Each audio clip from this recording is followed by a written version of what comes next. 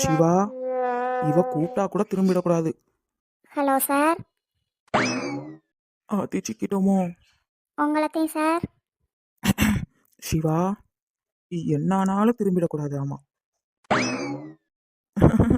என்கிட்டயே வா. என்னங்க? என்னங்க? என்ன ஒரு மார்க்கமா கூப்பிடுதா? திரும்ப மாட்டியலோ? சரி, நீங்க கேட்டது இப்ப கொடுக்கலான்னு வந்தேன் பார்த்துக்கங்க.